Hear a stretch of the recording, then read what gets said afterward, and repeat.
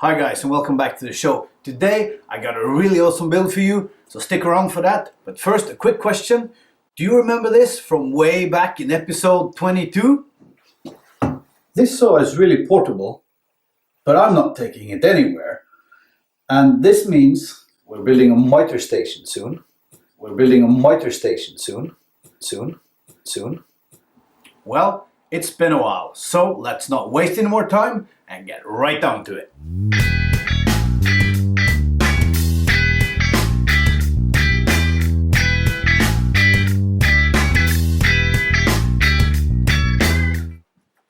I had some sheets of 18mm red temp plywood cut down to hobby size at my local builder's merchant.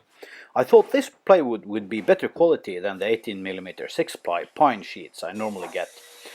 And although there were fewer voids, the veneer on these were super thin and extremely brittle, and I found it really difficult to work with. If you have any experience with this type of plywood, please post down in the comment section. Luke, I am Nomad Makes. Once I had cut one side of the cabinet with my brand spanking new Titan track saw, I could offer it up to another sheet and mark it with a carpenter's pencil. I then cut one part the same width for the top and bottom, making sure to use the scoring function of the track saw to avoid tear out.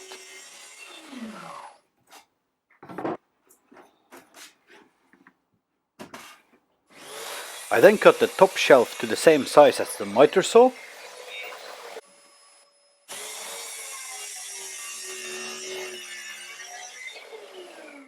The bottom needs to be 2 times 18mm wider, and I offer up some scraps to the top shelf to measure out the size of the bottom.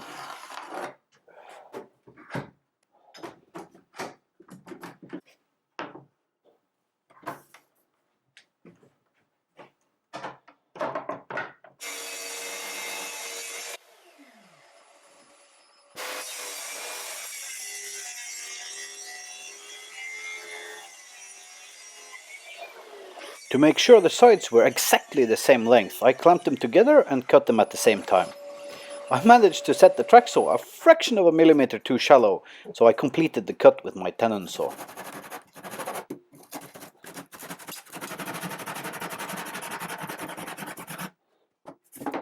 Let's break out the Kreg jig. I used some plywood offcuts on each side of the Kreg jig to support the workpiece. And I've had some constructive criticism about the spacing between my pocket holes, so this time I measured it out.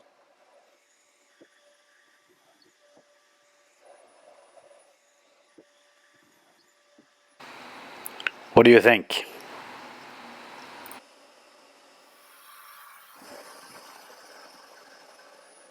I know a lot of people are in two minds about pocket hole joinery, but this is my first ever cabinet build, so for me this worked perfectly.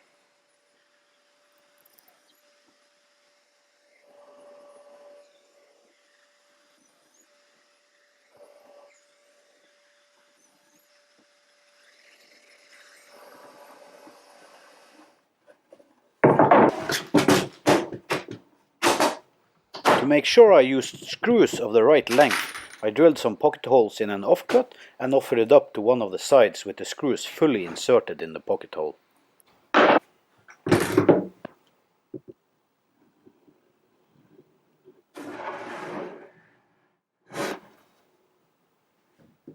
I clamped the bottom and one of the sides together using quick clamps and a clamping square, Peter Millard style. I found this a bit difficult with this deep a cabinet, so I may have ordered some Wolfcraft corner clamps for future use. One of the disadvantages I discovered here with pocket holes is that they pull the joints a bit sideways. So for good precision, you really need the sides clamped down. If you have any tips about this, please post in the comments below.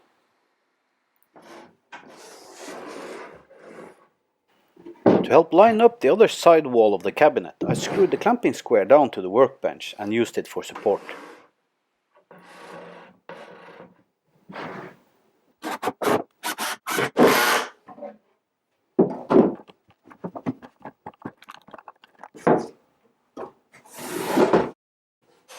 The table of the miter saw is 87 millimeters tall, and I lined up my DIY fence and ripped some scrap plywood to use as spacers. And that was spot on.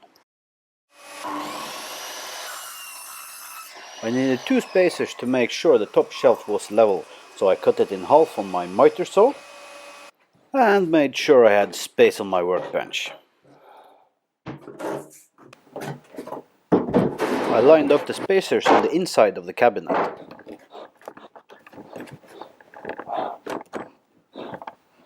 I could then place the top shelf on top of them and screw it in place. As you can see, I prefer to have the pocket holes facing downwards.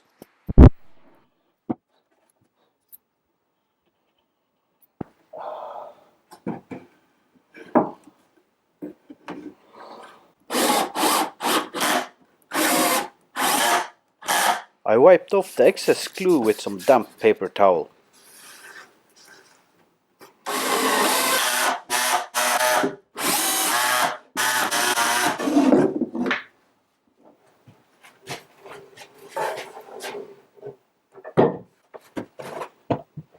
I have called this build Moby the Mobile Miter Station, so it needs casters.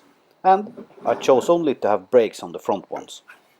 To position the casters, I used some scrap 18mm plywood as a spacer.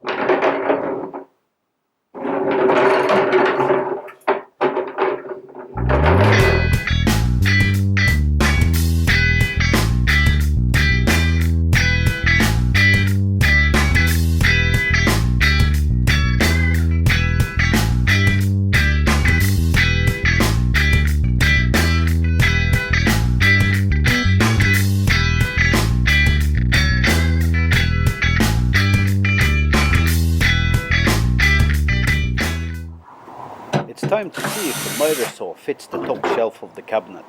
If not, you're going to have the pleasure of watching a grown man cry.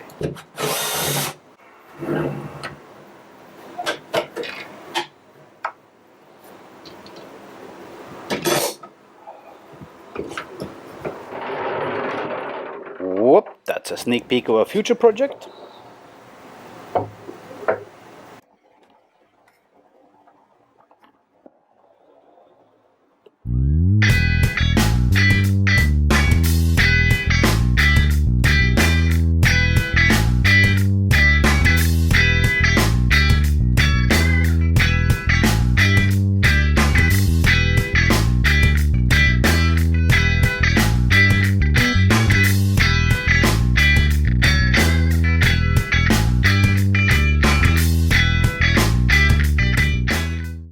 As you can see, the miter saw fits the cabinet perfectly.